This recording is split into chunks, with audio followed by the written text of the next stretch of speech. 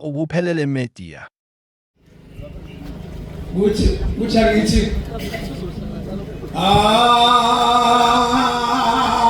Makawe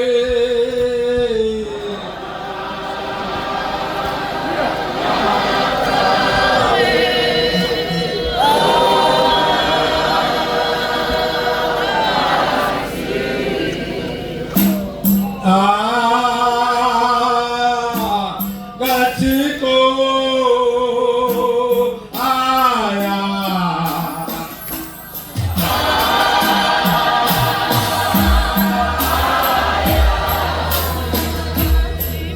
azimba nisizwa la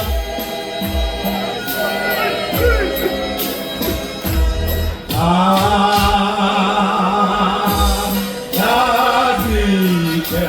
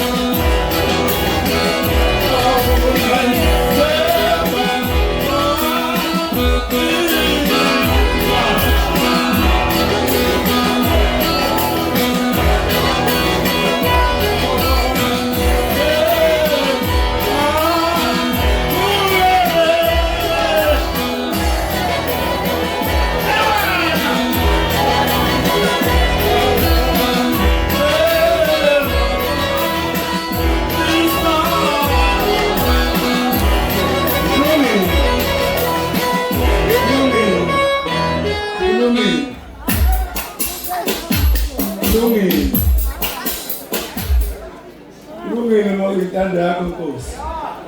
Washo njalo umculi. Wathi kulungile mawuyintando yakho Nkosi. Phatho hlelo. Eke ngisabala ngegaba. Ngiyakhuleka kwaphanazi, ngikhuleka emhletsheni. Nehamente yonke ingcele kaNkulunkulu ephakathi kwalomuzi kaMdletshe. Ngoba nenhlanhla ngiqala ukumbona umfundisi uMdletshe ngambona esesigcawini egida. Ngimazi umfundisi uMdletshe ngino 5 years. KwaBhekuzulu. Behleke bebuwa inkosi la. Isaphelele izinsizwa ofike kube uMdletshe abhekele bese babanewethe bacishe babhekele.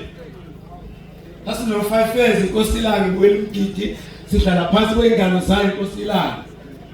Awu Jesus sathi mayikhuphuka bisiwe abantu kaMdletshe hamba amadolo ikhoma nisibamba ngezandla kanje.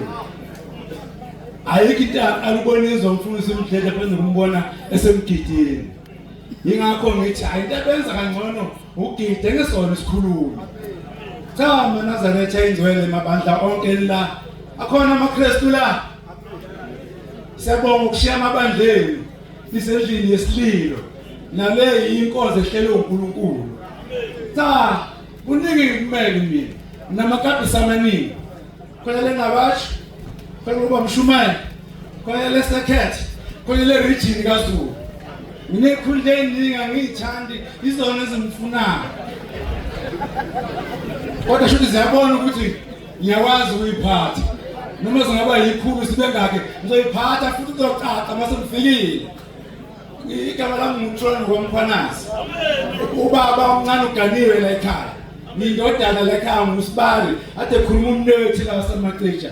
Cha ngizokhalela iNabasho. Okokuqala umfundisi uMdletshe siqala iNabasho eMshumayela. Nananga uyibona lakhe ebizwa ngalo ushebe biza ngalo benomvangelo uGumede. Ngaba uMshumayela nasikhathi eside from iNabasho ya 1990 mina ngqoqa 1992. Kodwa manje ngisemshumayela kube ngiyabona nje athi 1992 can you imagine 1992 umshumayela namanje ngisewuye kulungile inkosi yazi manje ke then saqala iNabasho nomfundisi uMdletshe bengabashumayela wamvangeli namhlanje umfundisi uvele emdala kunami bakhiwe kahle umfundisi uMdletshe wakhiwa ngensimbi estrong mawuze iminyaka yakho sewuhlanganisile u80 bewungihambisana noma umbuka ukufa kumthatha nje uvele uyaphila ufresh akahambi nangodondolo bese kusaqala isigcawini masinaye sayikhalela iNabasho bese khalela uMpunyoni khalela uMpunyoni uthi uMpunyoni unyazi uNkulunkulu uyabona la uvuleka khona liyavala kakhulukazi umkhandlo waseThokozani okuyena kade sinawo kuwo imikhandlo emibili kaMpunyoni yaziwa mase ngiyathula manje mina sibenza nazi ningicasula so amfuna bengicasula ngomncaba ngoba ngizodlula ngokucasula kakhulukazi thina ke Thokozani bese kudondolo lwesidondozela ngalo kodwa yasiqala ukushiwa umfundisi sishiwa umfundisi uMkhwanazi ozala mina sashiwa umfundisi uMthetho waBhekuzulu sashiwa umfundisi uMnguni namhlanje kuhamba umfundisi uMdletshe nalapho sasikhala sizoba yini kuhamba uMkhwanazi walenza uShembe icebo namanje ningakhali maNazaretha unyazi uNkulunkulu uzovala la kuvuleke khona bese ngidlula ngize ngikapisile kaZulu uZulu namaseketha u15